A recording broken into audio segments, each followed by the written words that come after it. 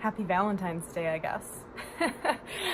It's not really anything that we celebrate here, really, but I figured I'd say it anyway. It is Thursday, February 14th, 9:20. I read a little bit this morning. I only have the dust jacket, but here we go. Everything All at Once. About 80 pages in. So far, it's really interesting.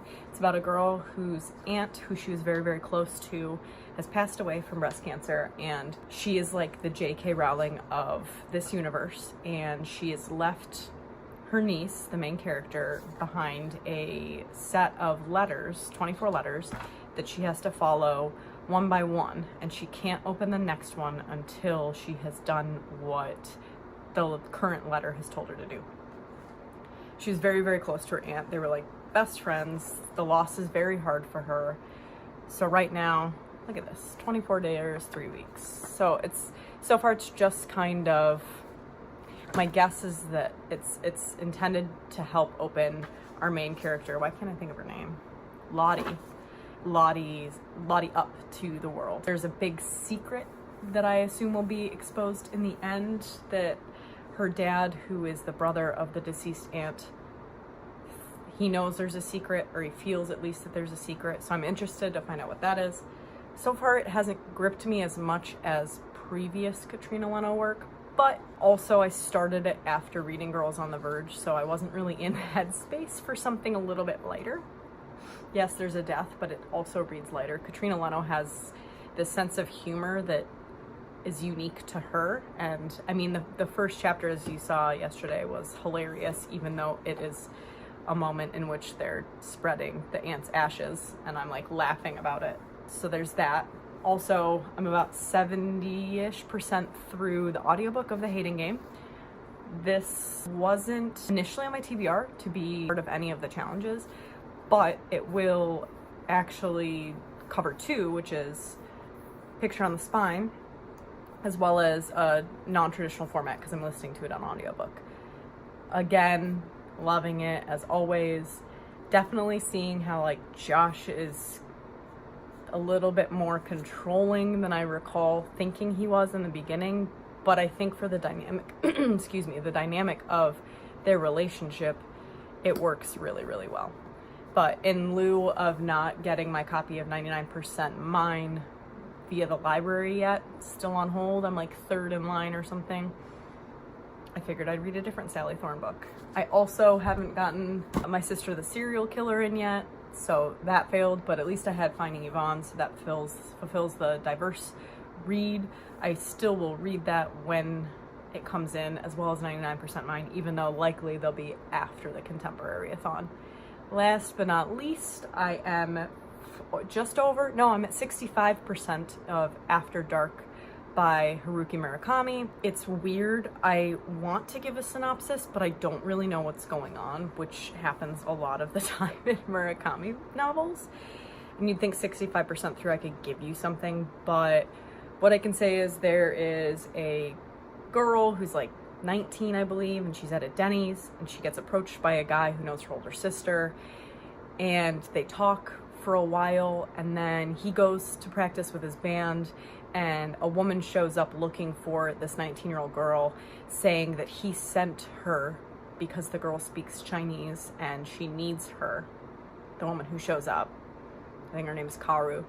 Mari is the 19-year-old, so Karu brings Mari to her place of work, which is like a love hotel, aka a place where you go and you pay by like the hour or overnight. So basically a sex hotel, and she has a girl there who's been beaten up by one of the people that like paid for her. So it's a prostitute that got beaten up, but she's also very young and she speaks Chinese, and they're in Japan. So that's why they get Mari, because she speaks basic Chinese. And that's like it so far. Like they're trying to find out sort of who beat the girl up, but also I don't really understand the point of any of it so far, because there's also this like weird magical realism thing going on with Mari's older sister that is not directly related to Mari and that whole like prostitute beating thing.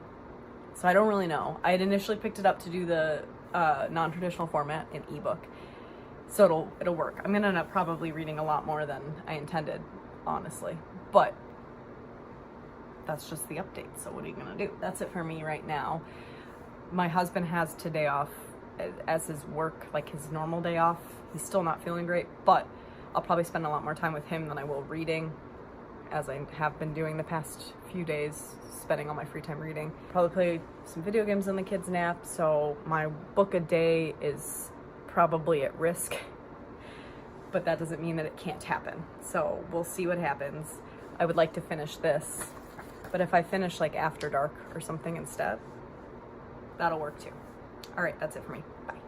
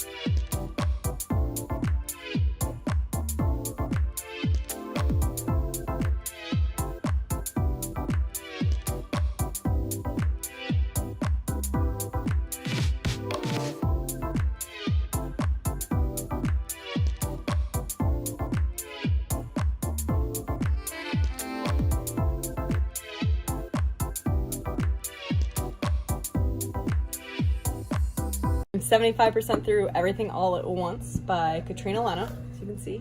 This is my book for the most recent purchased / acquired book that you own, Contemporary. I got this for Christmas from my husband. So this is my 4th Katrina Lena book. I've read The Half-Life of Molly Pierce, which was not good, Summer of Salt, which was amazing, The Lost and Found, which I just read this past weekend. I said I would talk to you guys about, but I have it upstairs. That was really good. That was a 5-star read. This I'm not so sure about. I really thought I would like it, but I don't like the format, and I'm having a hard time believing in the plot line, which is that the main character, Lottie, is supposed to follow the directions her aunt has given her through these letters she wrote posthumously. So she wrote them knowing she was dying and giving her directions, and she can only open one letter at a time as she does the things she's supposed to do within these letters. I just don't buy it. Hard to believe that a girl that's a senior has enough time and ambition to do this, especially since she's struggling so hard with anxiety and this fear she has, and I don't know. I'm just not loving it. I feel like I am predicting where it's going and have been since the very beginning of the introduction of, I don't want to give any spoilers, but I feel like I've known since about 30% where the story was going. If I'm wrong, maybe that'll change what I end up giving this rating wise, and I'll let you guys know if I was wrong or right, and I'll be truthful about it. I won't lie and say I saw it coming, but I think I know where it's going, and I think I've known for a long time, and if it is what I think it is, this won't be one of my favorite Katrina Lena, but it definitely isn't worse than The Half-Life of Molly Pierce. So she's turning out to be a very hit or miss author for me, because Summer of Salt and The Lost and Found are both incredible books. So that's it. I don't really have anything else to update, or hopefully I finish this today. I think I will. And then I'll stay on track. It'll be 4 and 4. And I like that. I like that a lot.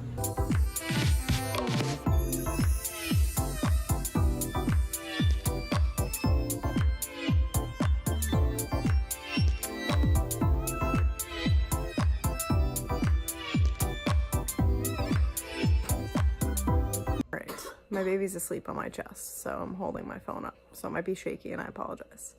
But I just finished Everything All at Once by Katrina Leno. I'd give it like a 3.5 star. I gave it 4 on Goodreads because she's a good writer. Ollie wants to say hi. Hi. She's a good writer, and I love Katrina Leno, and this just wasn't for me. The Half-Life of Molly Pierce was a 2 star. This was a 3.5 star. But I love Summer of Salt, and I love... Dad is making my elbows. Yes, Dad is making elbow pasta. I loved The Lost and Found. But this... I think it's 2-part for me. One, I didn't like the fan base that was throughout this book, like how it interwove into the main story. I don't know. Like, everyone in the world is obsessed with Harry Potter, and I grew up as a teenager when Harry Potter was at its peak, and it still wasn't as aggressive as the people in her area were. Like, there's a scene in her school where a teacher expects her to quote one of her aunt's books, and someone else quotes it for her, and everyone turns and stares at her, and I didn't buy that or how any of those kinds of connections happened. Secondarily, I was right about the plot. I guessed it from the beginning. Not the very beginning, but at the earliest I could have guessed it, I guessed it. So I knew the whole time, and I think that was poorly executed, and the story could have been so much better if it wasn't drawn out to the end for it to be revealed, because it was clear. And I don't know why. It was so predictable. It could have been not. I don't know. So I looked up the years that they were published because I figured The Lost and Found was written after Everything All at Once based on like how much better it was written, but no. So that's about it. In any case, I am going to upload this video. I'm going to eat dinner, and I'll probably play video games tonight instead of read, but if I do pick up anything, it's going to be A Heart and a Body in the World by Deb Coletti, which will be my picture on the cover. That's it for me. I'll probably read a little bit more of After Dark tonight as well before bed, but day 4. Like if you like this video, subscribe if you're new here and you would like more content from me. All my social media links, as well as all the hosts for this readathon, will be in the description down below. 3 more days. Let's do this. Bye. My iPad just said. Oh, okay. I have my Oyaris. What are you playing? Minecraft. Minecraft. All right, bye. Bye.